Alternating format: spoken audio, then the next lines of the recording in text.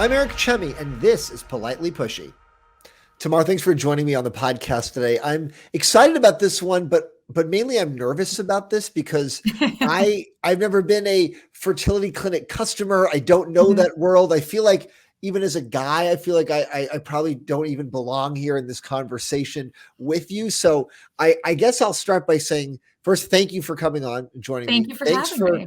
putting up with maybe dumb questions that I may ask because I don't really understand a lot of this world. You So know what though? Like there are things that I just found out, like I'm in my 40s and I am, a female identifying, person. And there are things that I learn in this industry that I just found out, like that the fallopian tubes move. I never knew that happened. when I was a kid, I thought I was going to be a doctor, and then I took one anatomy class, and I was so grossed out, and You're like like done. I just couldn't deal with it. So like anything medical, then you start dropping medical terms here in the first minute. So I'm already a little scared, It's okay. We'll go through it together.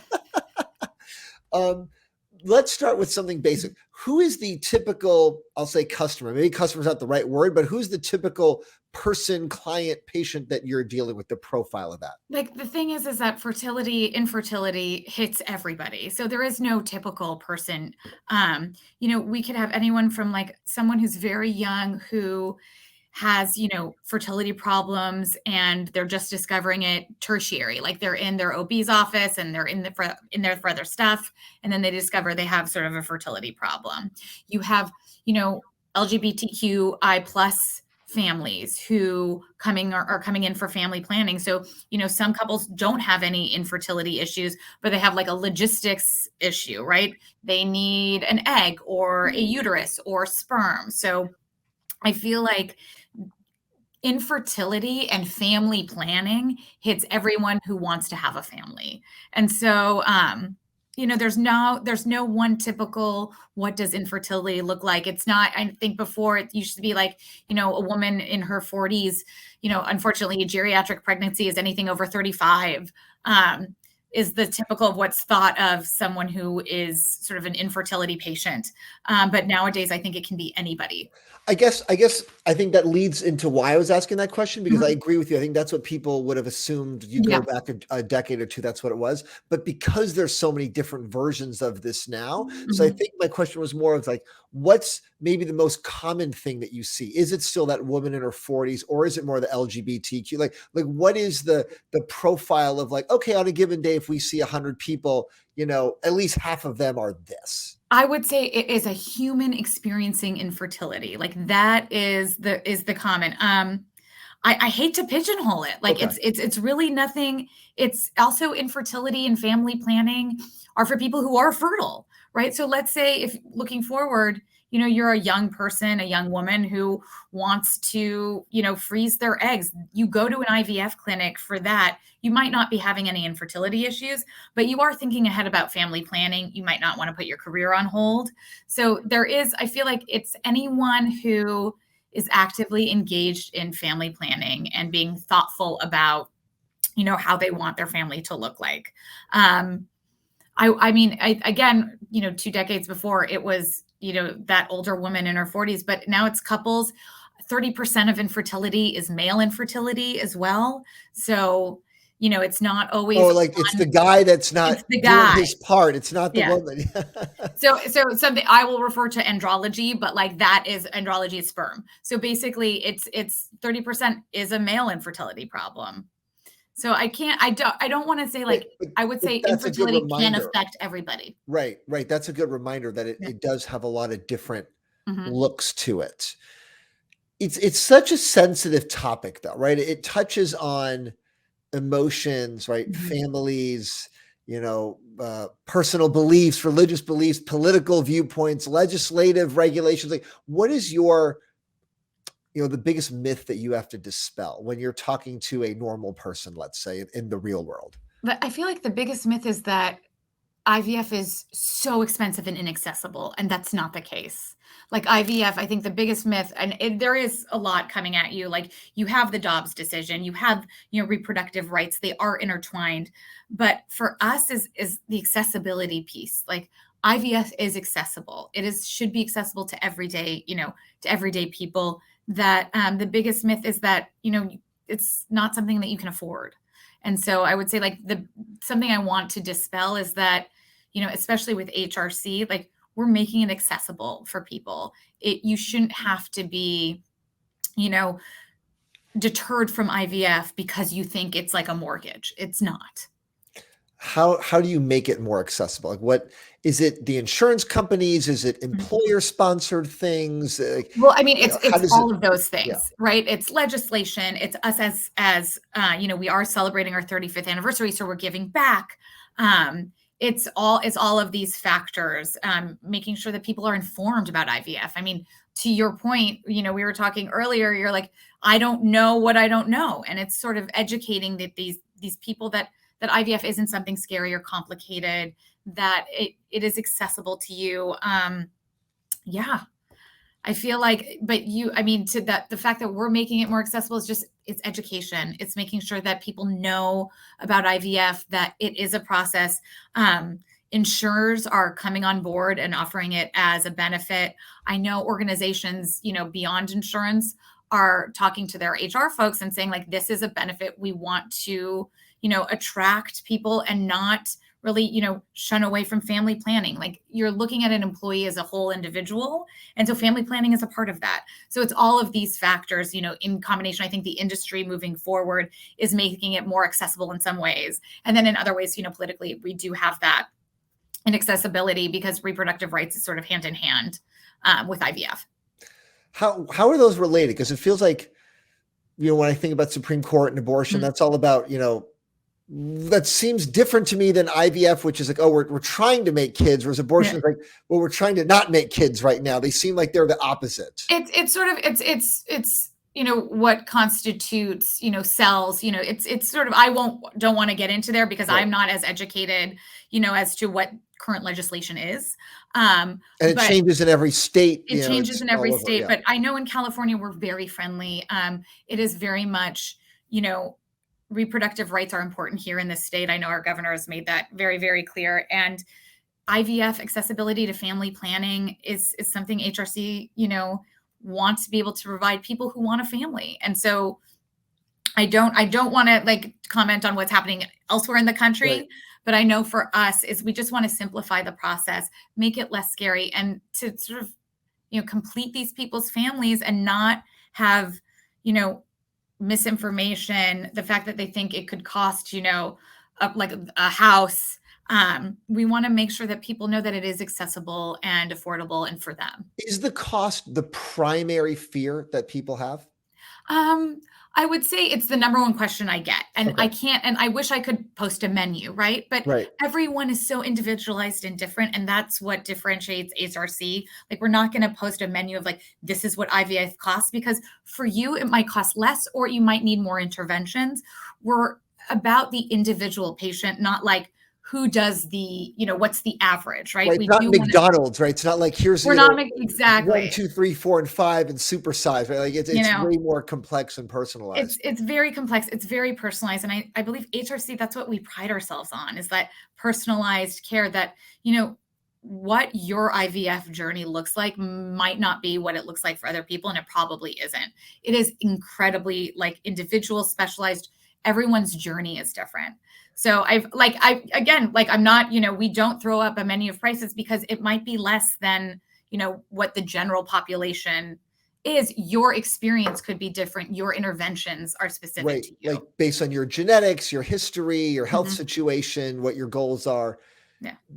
The job you have then, executive director of corporate marketing, that feels very challenging in this role because it's so individualized, right? It's not Pepsi or McDonald's, right? We're just selling the same product over and over and over again, and we just need to get more people to buy it. You're selling. It's not even like a selling, right? Like it's such a unique, individual, emotional, and in a lot of ways, private relationship that somebody has with their provider. So, but you have to be out there still in a marketing role. So how do you balance your marketing expertise and experience with this type of job, which is so quiet in a lot of ways, right? Like we need to keep things behind closed doors in the way people feel. Well, the thing is my one big thing is I want to make IVF, like people talking about infertility, not as hush hush, right? I did work in the cancer space for a while, and you get a cancer diagnosis and it's very personalized.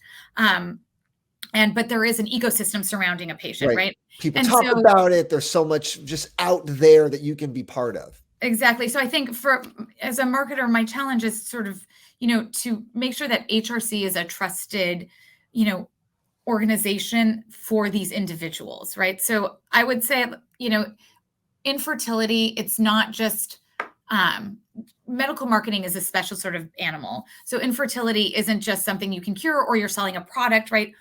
We're actually helping people sort of realize their family, and we're helping people realize, a portion of their life. And it's so different than, I would say, it's so much more fulfilling than a brand or selling a product, right? And so I think my challenge as a marketer is to make sure that these very individualized people are informed about who we are and how we are there for them as an individual, right? And how we were sort of cater to the entire ecosystem of infertility, right? So it's not just what you're going through now, it's everything that you went through to get to make this decision. It's everything post after. So yes, you do graduate from our facility and we do hand you off to an OB, but that's not the end of your journey. And so your journey, everything's marked with milestones too in IVF.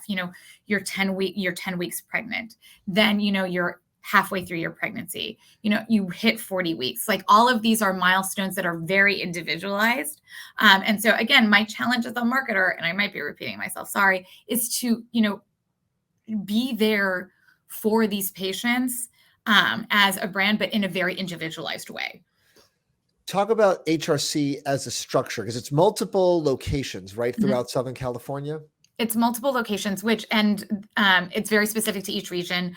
We're located in OC, San Diego, and as well as West LA and Pasadena. And so we have 9 locations. We're looking to expand to 10 soon. But what's great about that is you can sort of travel around and not be, IVF timing is everything, right? And so if you want to take a vacation to San Diego and see the beach, we have our San Diego clinic down there. If you need to be in Newport and you're in the city in downtown LA, you can come to our Pasadena location. So I believe out of all of us, it's accessibility and sort of, as HRC, you don't have to worry. You can travel freely about going through this process. It's not going to limit your life for the period of time that you're with us. Oh, that there's just one location in one place. That's, as we know the traffic. I grew up in LA, the traffic in California. It's horrible, right? You're trying to get one county over and it's 3 hours, right? You never get there. So I have a joke that, I can fly to San Francisco faster than I get to Santa Monica from the east side. It's true. Yeah. It's true. And also just what's great about HRC is everything's done in-house. So our surgery center, you're not going to go to a different surgery center. You're not going to go to a hospital where you don't know the staff. You're going to go to a center where we do everything there. It's going to be in the same, same facility, same doctors, same nurses that you were with your checkup and your original consultation.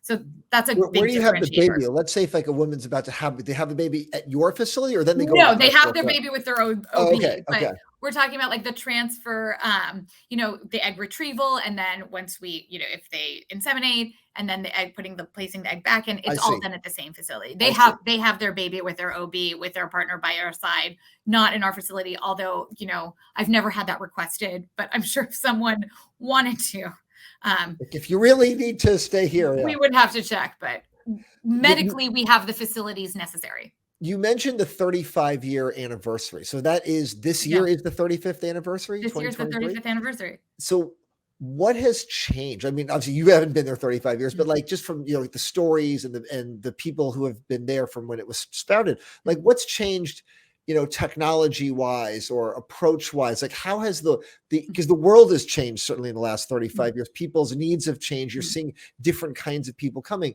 How has the business changed, but more like how has the approach changed in the last 35 years? I feel like technological advances have just leaps and bounds. And I just had done a lab tour yesterday. And so what was great is I got to see, embryos being transferred to, the freezing process. And the fact of the matter is, 20 years ago, there was not a great survival rate, for unfreezing and for egg freezing. And now it's something like 98%. And so like Oh, I that's see. So it existed. So it's not like it's new. It's just so much better. it's just so much I better see. and more I see. accessible. And then the price is coming down as well. So I have to say, in the 35 years, it's gotten better. It's gotten more precise. There's more, precision medicine to it. And it's gotten less evasive as well. There's less of sort of a disruption to a patient's life, right? And so the technology's gotten better. It's gotten easier and it's exciting. And now, like you're having robot assisted technology looking forward. That was just in the New York Times for embryologists. So it's an exciting industry to be there. But I would have to say, over 35 years, the technology has grown by leaps and bounds. And what's great is our doctors stay on top of it. And so they're aware out of each new breakthrough, sometimes they're probably pioneering it, is that they move with the industry. And yeah. That was going to be my question, is the tech's getting better, but by who, from who, right? Is it your own team that's making better technology, or is it something outside of the industry where something's getting better, then they're able to take advantage of that or bring it in-house? We have a great partnership with USC, that's University of Southern California out here, and Keck Medicine, and they do clinical trials and research at an academic institution. And what's very unique to HRC is we have that partnership, and we do have access to that too. And what's great is, like, it can be done, and then immediately, we call it bench to bedside.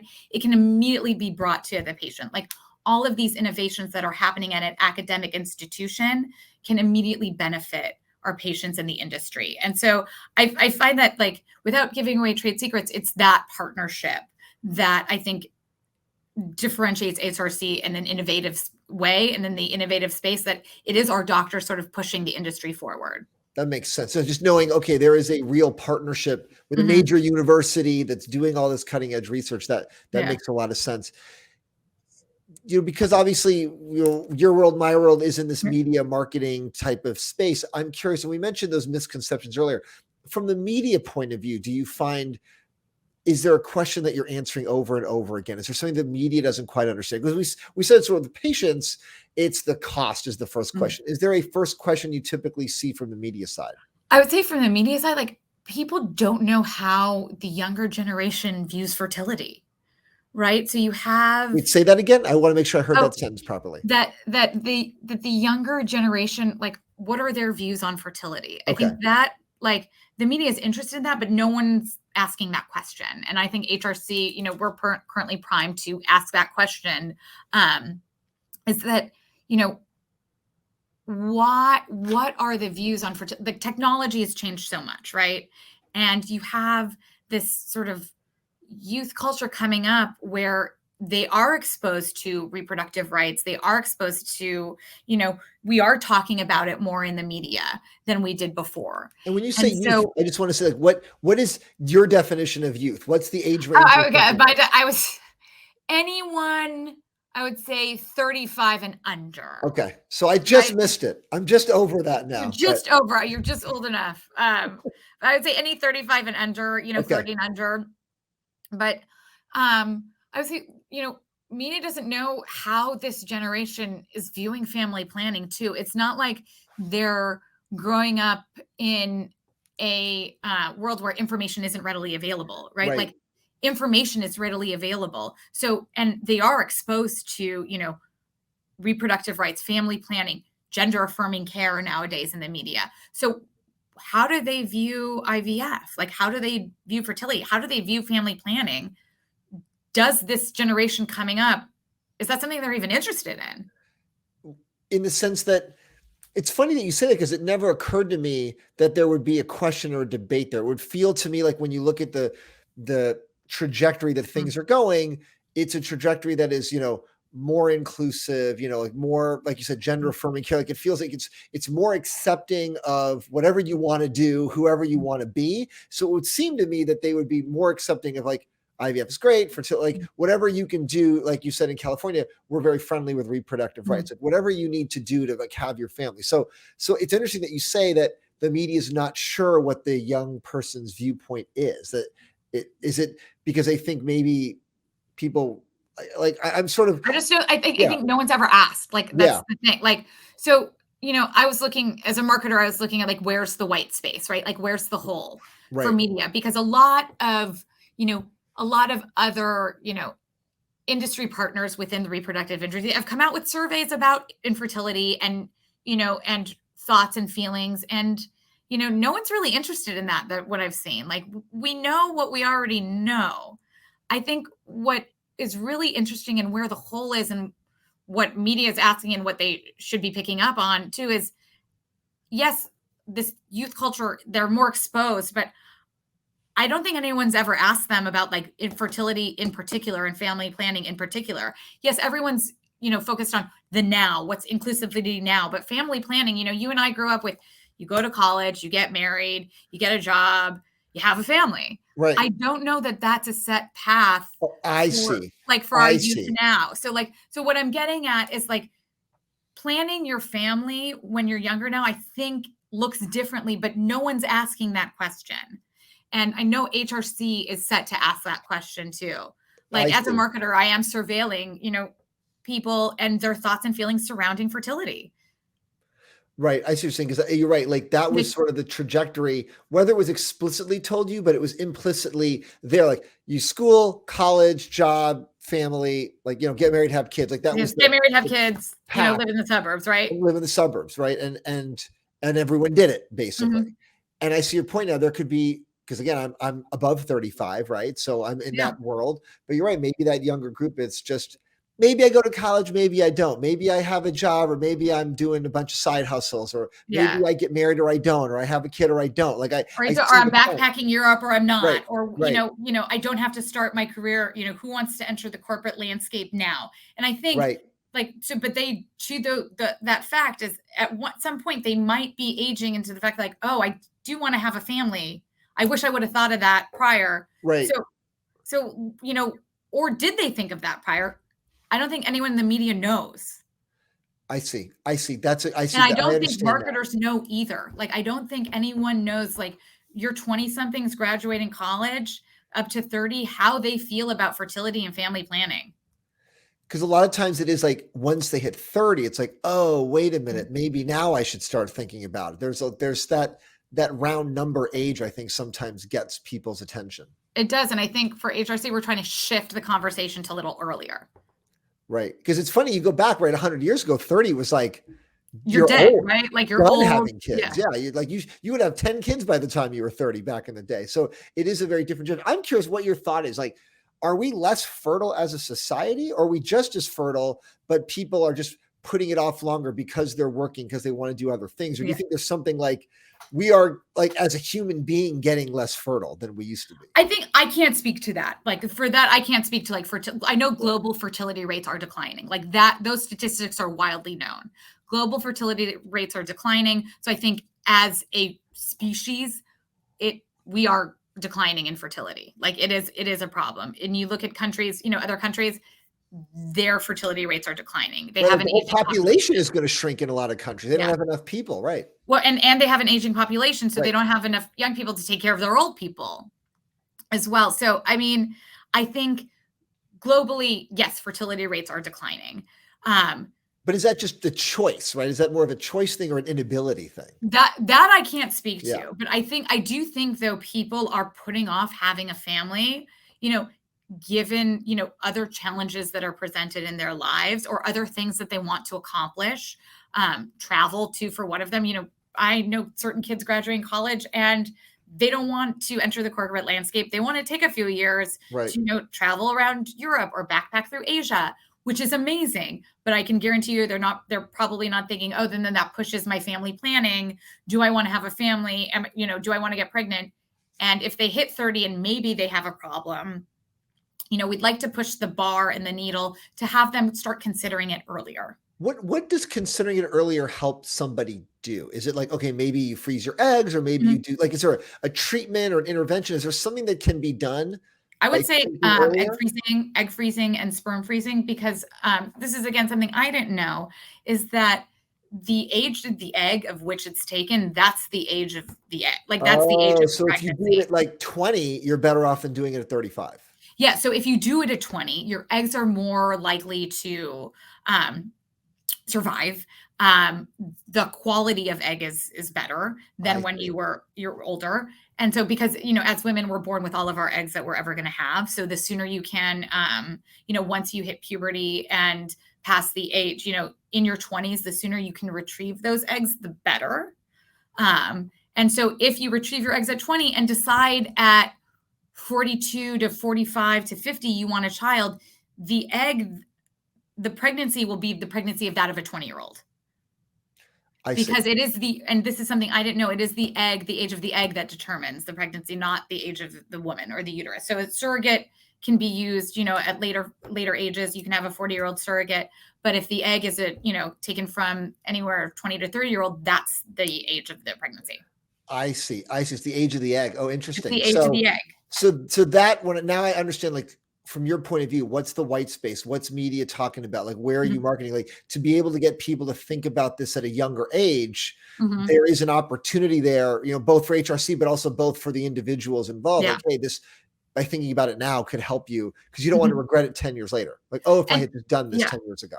Also too, you can advance in your career as a woman. I found that hard. I had to take time off to take care of my kids, and I stayed home for a year, and that's all in all, I had 2 children, so that was clumped together. That was 3 years of me staying at home.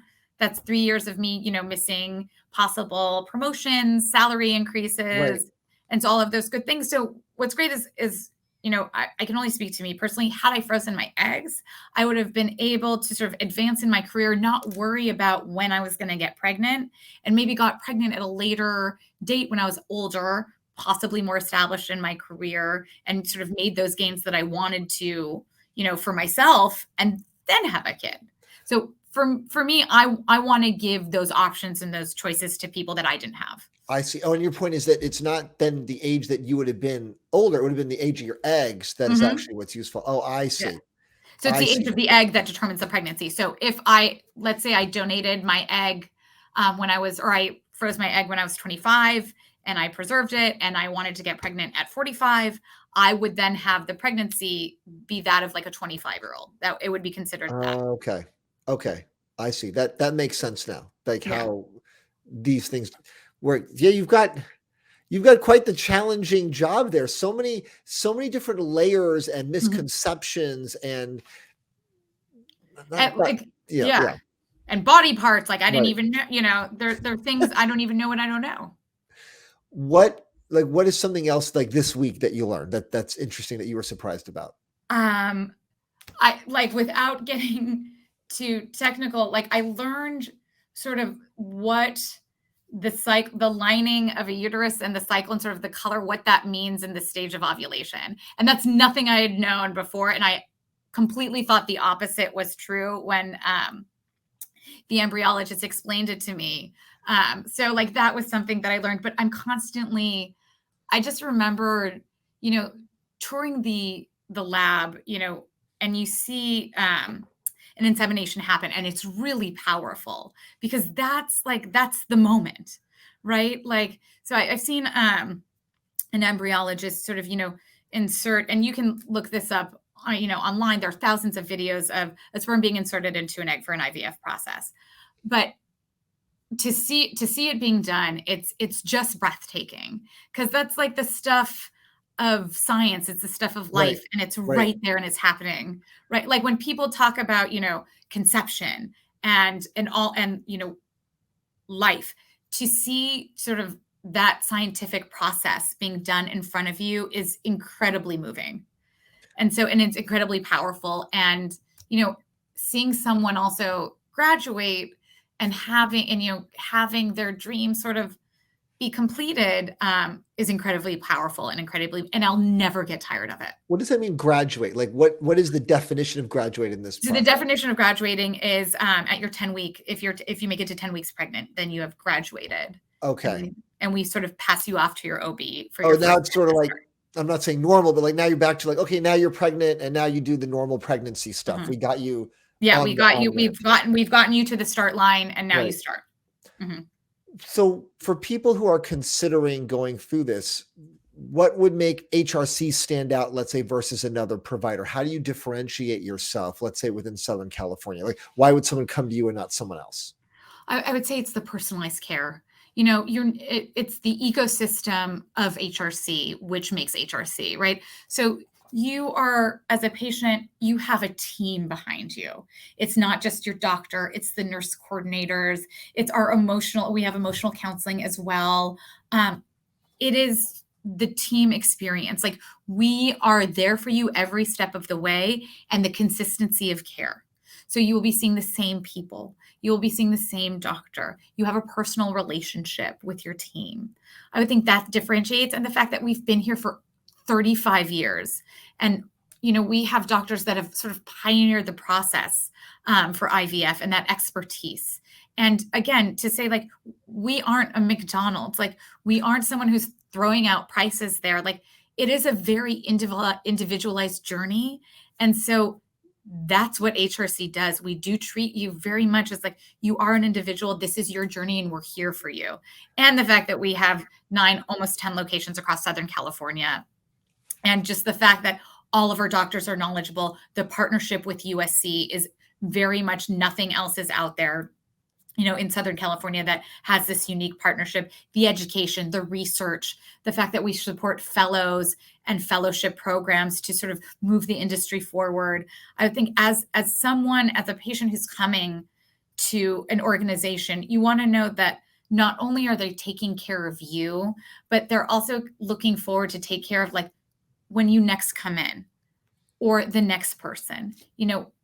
We're looking towards the future of the entire industry, but we are looking to each individual as a specific individual, and we're there for you. And I think it's sort of that, if I could couch our care as sort of a blanket that you could wrap around yourself, that's what HRC is.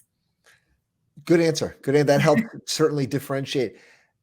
This is the 35th anniversary, like we mentioned. Is there something in particular that you're really excited about? Is there something that you're doing, a big moment, a big occasion that you're having this year to commemorate? So I don't want to talk to any specifics, but we do I very much, egg freezing and accessibility and family planning is very important to me. And to HRC, I think we very much would like to revolutionize the egg freezing market. And so for our 35th anniversary, we are looking to that. And so we do want to sort of shake up the industry and make egg freezing more accessible.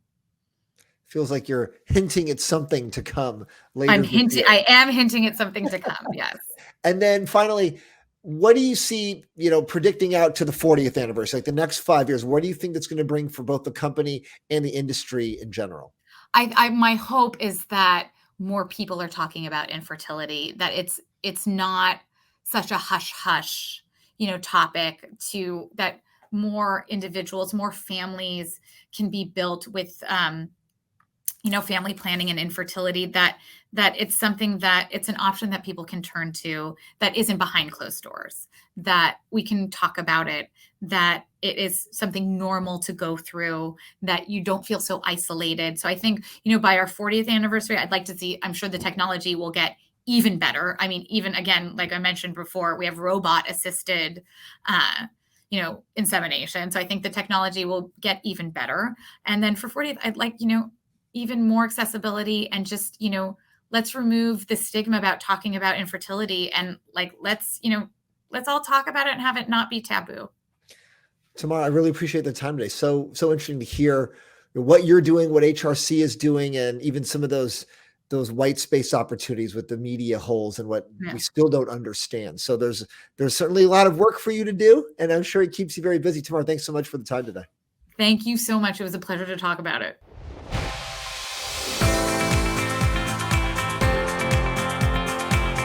Thank you to my guest, and thanks for listening. Subscribe to get the latest episodes each week, and we'll see you next time.